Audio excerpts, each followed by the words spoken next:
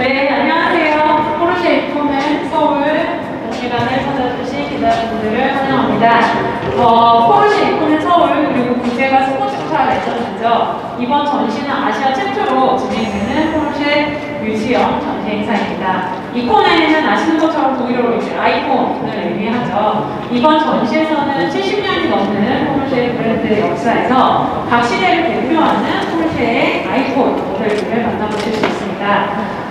꿈에서 시작된 브랜드를 함께 전통과 혁신이라는 두 가지 요소를 모두 갖춘 여기 양산 역사부터 그리고 수많은 기록의 역사를 써내려간 모터스포츠 레이싱 차량 그리고 혁신적인 컨셉트 차량까지 총 18대의 건설적인 포르쉐 차들이 준비가 되어 있습니다. 먼저 전시는 헤리티지 존부터 시작을 할 거고요. 헤리티지 존을 소개해드릴 이석재 팀장을 모시겠습니다. 감사합니다. 가장 먼저 지금 이 방을 들어오자마자 쫙 보이는 이 많은 이 포르쉐 헤리티지 모델들을 보실 때 흔히 우리가 표현하는 부분이 있잖아요. 어느 시대에 어느 포르쉐를 포르쉐라고 바로 알아볼 수 있는 그런 요소들이 가득해 있는 것을 바로 알아보실 수 있으실 거예요. 잘 아시는 것처럼 포르쉐 브랜드, 즉 포르쉐라는 이름이 붙은 이 자동차가 처음 탄생한 것이 바로 1948년입니다. 356 모델부터 시작을 했지요. 물론 포르쉐라는 기업 자체는 1931년도 이미 시작을 했지만 포르쉐가 이제 자신들이 자동차, 즉 페리 포르쉐가 말하는 그 포르쉐의 꿈이라는 결국은 그 자동차는 1948년도에 처음으로 선을 그리게 되는데 356이라는 이 모델도 사실 356 하나에 그친 것이 아니라 이 세대 변화가 있습니다. 예를 들면은 여러분들 지금 바로 앞에 보이시는 이 차량 같은 경우에도 356 모델의 다음 세대는 356A 모델에 해당이 이 차량도 더욱더 특별한 스피드스터 모델입니다. 1958년도에 제작이 된 차량이고요. 말씀드린 것처럼 356은 356에 그치지 않고 356A 모델이 있고 또 그 뒤에 이어서 356B 모델 356C 모델로 계속해서 개선을 하게 되는데 356A 스피드스터 뒤에 있는 차량은 356C 차량이 되겠습니다. 조금 떨어져서 보시면은 똑같이 지붕을 열 수 있는 차량이지만 확실히 스피드스터 차량이 이미 앞유리가 굉장히 낮고 심지어 옆에 유리창조차 없는 거를 보실 수가 있어요. 가까이 오셔서 실내를 들여다보시면은 우리가 이렇게 이 과거에 스피드스터 차량이라는 것이 정말 쉽게 말씀드리면은 아무것도 없습니다. 그야말로 달리기에만 그런 순수한 주행의 그런 즐거움을 추구하는 그런 형태가 50년대에 어떻게 구현이 되었는지를 직접 확인하실 수 있으세요. 참고로 시트 같은 경우에도 굉장히 아담하게 보이지만 당시의 버켓 시트입니다.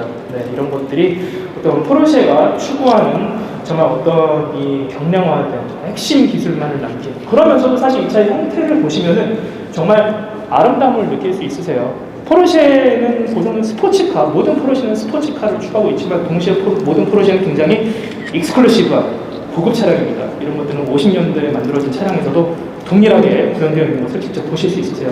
조금 떨어져서 보시면은 이제 뒤에 있는 또 356 이 후기형 모델 356C, 2600SC라고 되어 있는 카브레 모델 보실 수가 있습니다. 거의 형태가 유사하게 되어 있지만 확실히 겉에서 이렇게 보실 때에도 예를 들면 더 컴포트하게 만들어진 시트라든지 또 가까이 오셔서 보실 때 다양한 또 이 해당 시대의 편의장치들이 많이 보실 수가 있으세요. 그래서 어떤 포르쉐가 지향하는 스포츠성과 고급차량의 요소들이 당시에 어떻게 구현되는지 보실 수가 있고요.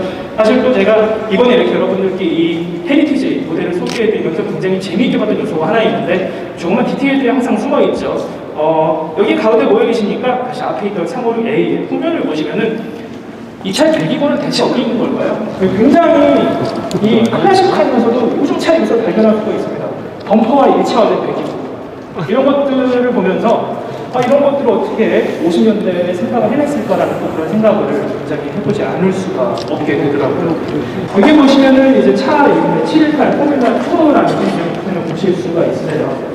포르쉐 초기 모델들을 생각해 보면은 좀 전에 말씀드린 것처럼 맨 처음에 356 모델이 등장을 하였고 그 뒤에 등장한 모델이 저 안쪽에는 550이죠. 550에 대한 얘기를 들어가도록 하고요. 550은 사실은 이제 저희가 엑스터의 시조가 되는 모델이고 그 이후에 등장한 모델이 저희가 현재 이제 또 이 미드십 스포츠카 영업에 있는 이름인 718 이름을 가진 모델이 550 이후에 탄생을 하게 됩니다. 여기 있는 718은 그 718 모델을 베이스로 해서 포뮬라 2에 출전을 위해서 만들었던 차량입니다. 특히나 이 차량 같은 경우는 포르쉐라는 이름을 달고 있는 차량들 중에서 이제 처음으로 2인승으로 만들어지고 또 이제 바퀴가 바깥으로 노출되어 있는 그런 것들이 이제 특징이라고 할 수 있죠. 사실 이러한 차량 형태에서도 포르쉐가 지향하는 그런 굉장히 또 어떤 컴팩트한 가격도 그리고 하나 적절한 크기, 굳이 필요하지 않은 부분들을 덧붙이지 않는 그런 미니멀한 요소를 발견하실 수가 있습니다. 포뮬라 2 같은 경우에는 이 주행해야 되는 거리가 포뮬라 1보다 약간 더 길었다고 합니다. 그러다 보니까 그런 주행 거리를 좀 더 잘 커버할 수 있도록 718 차량에 비해서 이 718 포뮬라 2의 경우에는 휠베이스가 10cm가 더 늘려져 있다고 하네요. 휠베이스가 늘어난 이유는 그 공간만큼 연료 탱크의 크기를 키워서 더욱 주행해야 되는 거리를 커버할 수 있게 만들었다고 합니다. 굉장히 흡사하게 생겼지만 구분할 수 있는 정말 쉬운 그 핵심적인 요소가 있어요. 이 부분을 주목하시면 됩니다. 이 방향제 시스템과 범퍼 형태를 보시고 여기에 방향제 시스템과 범퍼 형태를 보시면 이제 바로 구분이 되시죠. 특히 이 찌그러지게 되는 이런 그 아코디언 형태와 같은 이 범퍼 찌그러진 부분은 아마 옛날 차들 잘 아시겠지만 당시도 이제 미국의 소셜 규정에서 저속으로 충돌했을 때 찌그러졌다가 잘 펴져야 되는 그런 규격들을 만족시키기 위해서 당시에 있었던 그런 요소를 통해서 1세대와 2세대를 굉장히 쉽게 구분하실 수가 있습니다. 또 1세대와 2세대의 굉장히 큰 차이점은 물론 이 세대를 거듭하면서 성능이 개선되는 부분도 있지만 되게 재밌는 요소는 실내 바로 보이는 시트 같은 거 보시면요 많이 달라지죠. 예를 들면 1세대 V8도 아까 제가 말씀드린 것처럼 이런 스포츠카이자 또 익스클루시브한 고급차 요소들을 지니고 있는데 2세대부터는 더욱더 본격적인 강력한 스포츠카의 요소, 예를 들면은 헤드레스트가 일체된 시트 같은 것들, 또 모든 차량에 전체적으로 다 적용된 3정시 안전벨트 등등 여러 가지 요소들이 더욱더 추가가 되면서 그런 어떤 강력한 스포츠카로서의 아이콘을 점점 더 다져나가게 됩니다. 특히 1세대 모델에서도 강조하고 싶은 하나인데 이 차량은 보시는 것처럼 타르가 모델이죠. 타르가 모델은 어느 날 갑자기 타는 게 아니라 1세대부터 이미 존재했던 차량의 형태입니다. 특히 이제 포르쉐 초기부터 굉장히 중요한 수출국이었던 미국에서는 카브리올레라는 것은 너무 위험하니까 만들지 못하게 해야 된다 이런 이야기가 있었다고 해요 당시에. 그래서 포르쉐에서는 1세대 분류부터 이게 되기 시작하죠. 그러면은 뒤집어져도 안전한 차를 만들자, 안전한 컨버터블. 그래서 이 롤오버바를 고정식으로 만들고 이제 머리 위에 탑을 열 수 있게 만들었습니다. 이 형태가 오늘날까지 그대로 이어져 내려오는 것이 바로 또 포르쉐에서 자랑하는 이런 헤리티지를 지키는 것, 그 와중에서도 지금 이런 것들이 전자동으로 대표가 되는 혁신 요소들이 부과가 되는 것을 다시 한번 오늘 강조를 드리고 싶네요. 박물관에서 만날 수 있는 모델 중에서도 정말 익스클루시브한 모델이라고 생각이 돼요. 물론 이 모델 자체도 이제 포르쉐가 정말 자랑하는 이 터보 기술, 이 양산차에는 처음으로 들어갔던 그런 어떤 이제 911 터보 그 자체의 모습도 굉장히 희소하고 또한 강력한 성능을 암시하고 있는데 이 차량 같은 경우는 또 외장 색상과 또 내장을 이따가 쭉 추가로 확인해 보시면은 전부 화이트 레더를 통해서 그런 어떤 강력한 성능과 고급스러움이 동시에 어떻게 공존할 수 있는지를 또한 잘 보여주고 있습니다.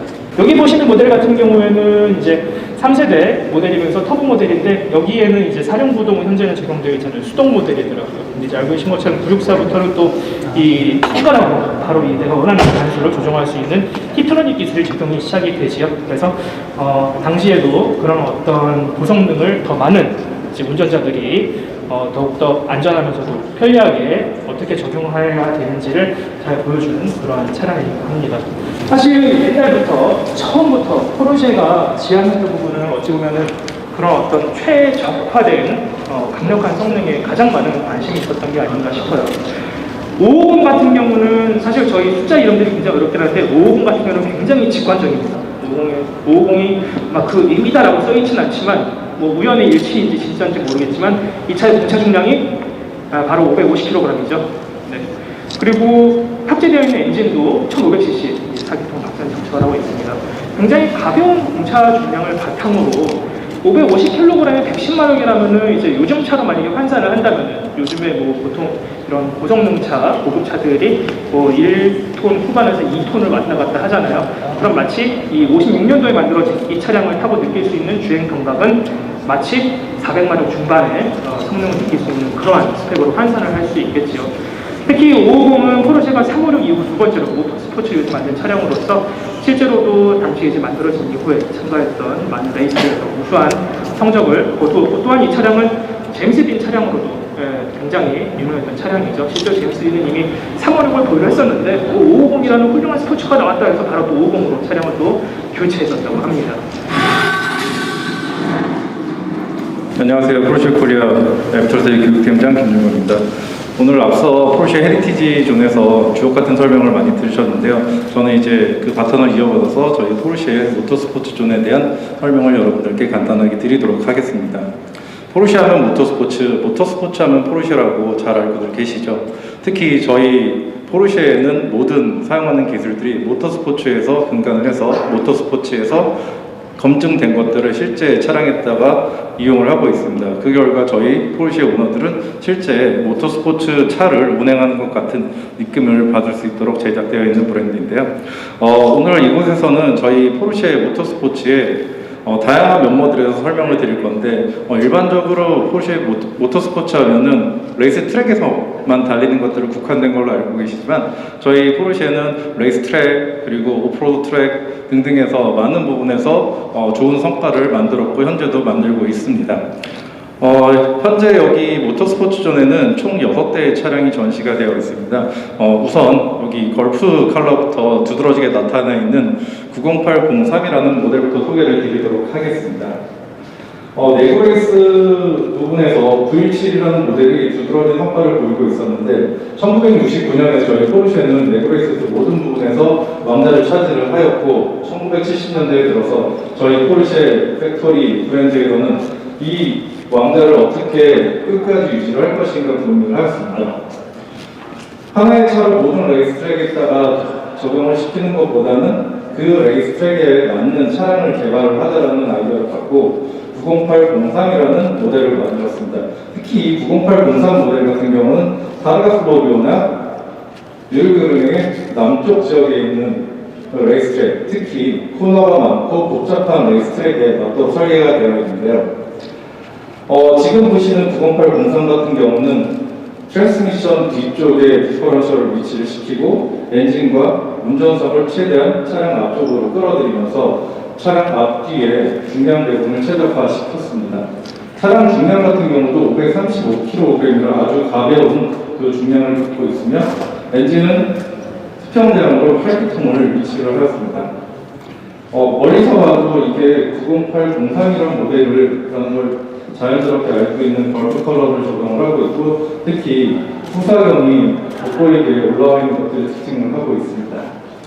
뒷부분에 보시면은 차량 그 구동축에 디퍼런셜에서 바퀴까지 이어지는 부분에 진동을 운전자에게 감소시키기 위해서 중간에 댐퍼 같은 걸 두었고 디퍼런셜에서 다이렉트로 배기 파이프를 연결시키는 것도 또 하나의 기술적인 특징이라고 볼 수가 있습니다.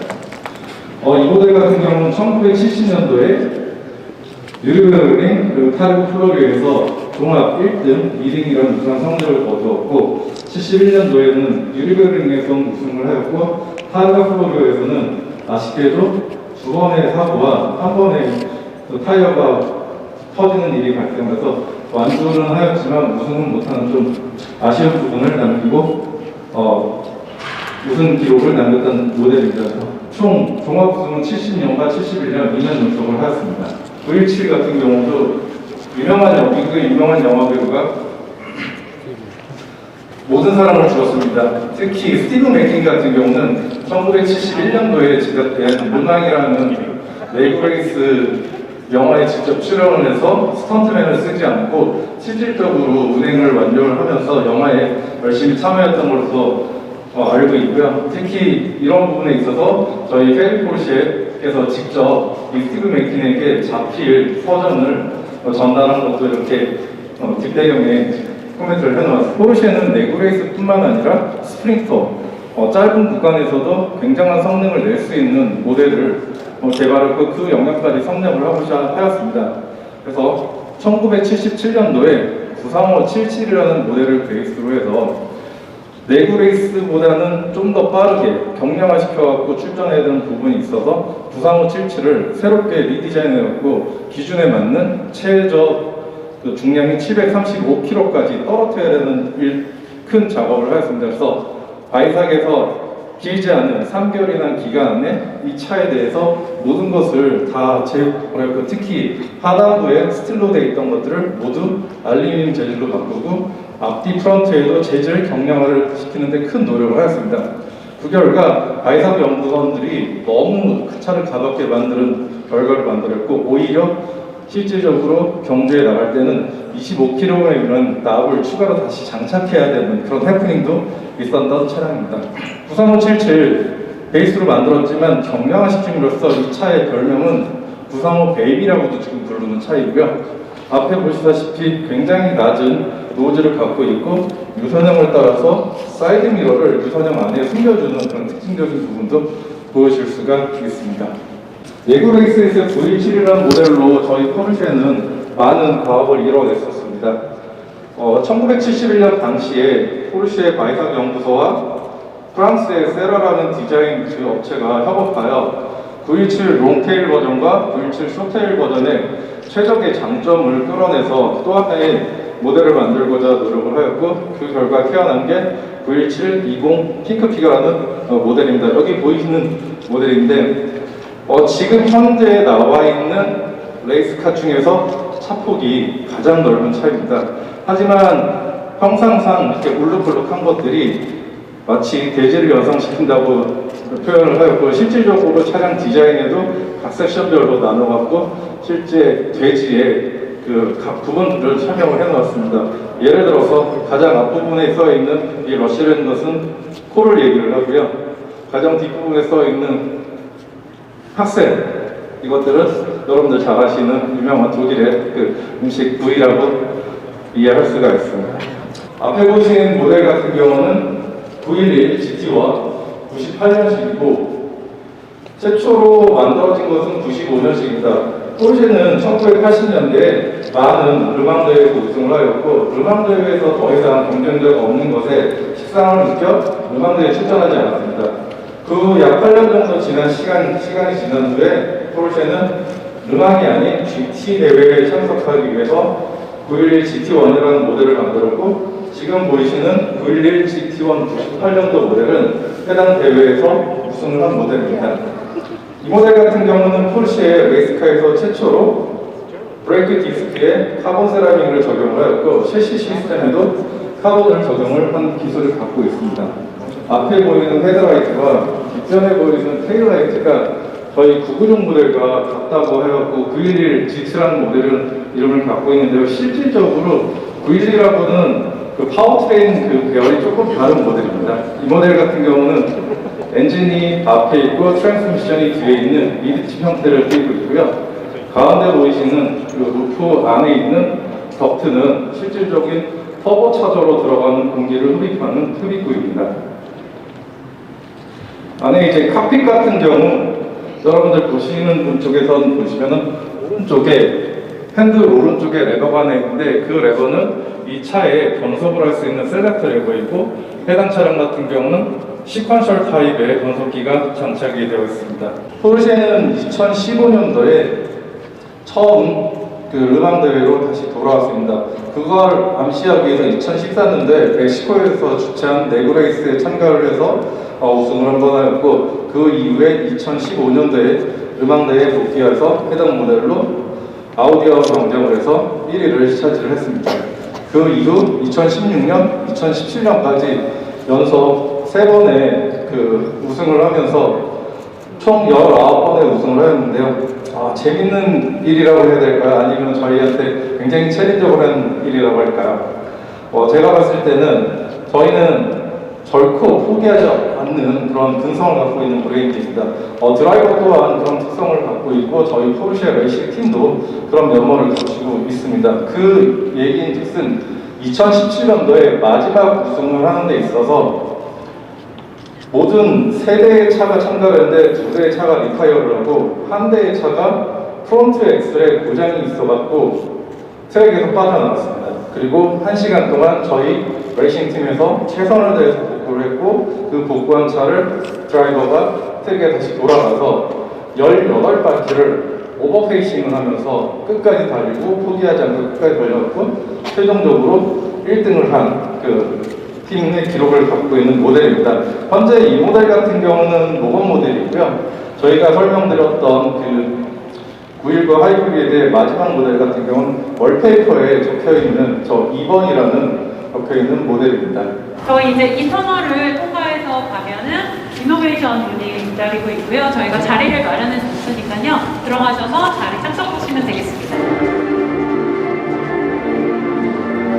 Meine sehr verehrten Damen und Herren, liebe Porsche-Freunde in Korea, es begann mit einem Traum.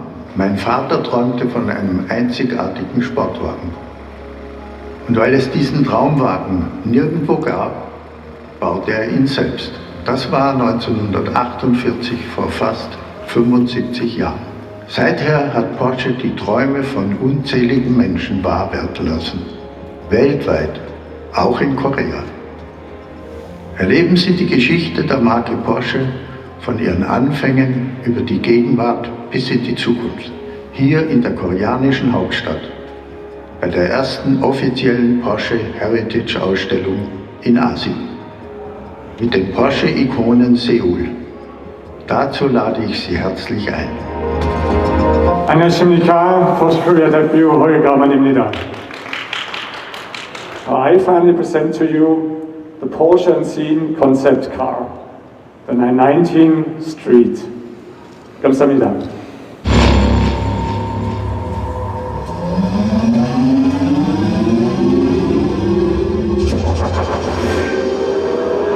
포르쉐 아이콘 서울이라는 이벤트가 한국에서 열린다는 소식을 들었습니다.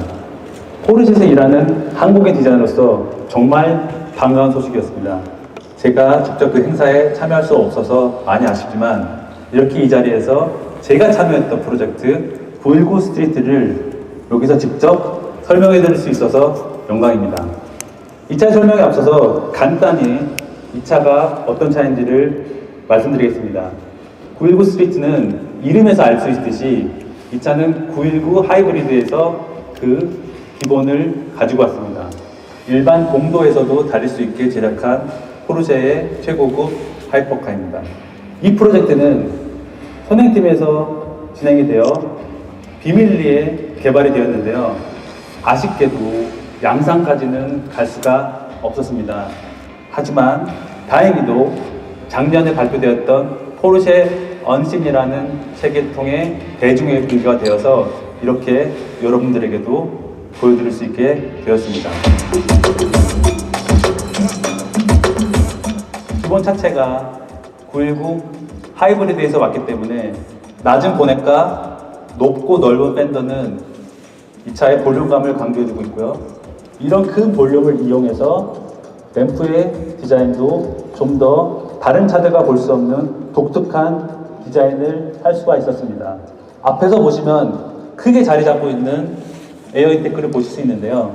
이런 디자인 요소들은 디자인뿐만이 아니라 기능적으로도 아주 중요한 요소를 하고 있습니다. 공기가 앞으로 들어올 때 공기들은 각자 다양한 역할을 하게 됩니다. 이런 부분들을 디자인적으로도 해결을 해줘야 되는데요. 그렇기 때문에 공기의 채널링을 위해서 이런 식으로 독특한 디테일이 이 안쪽에도 보실 수 있습니다. 로고를 한번 보시겠습니다. 로고는 보시다시피 2D로 제작이 되어 있는데 이는 포르쉐가 얼마나 경량화에 힘을 쓰고 있는지 신경을 쓰고 있는지를 알 수 있는 요소라고 할 수 있습니다.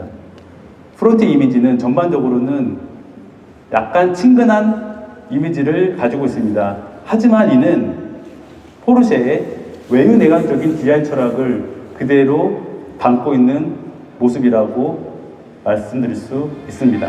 이제 여러분들이 직접 느끼셔야 할 차례입니다. 포르쉐 아이콘 서울 이벤트에 직접 오셔서 포르쉐 모터스포츠의 DNA를 가득 담은 919 스트리트를 직접 보시고 그 매력에 푹 빠져보시기 바랍니다.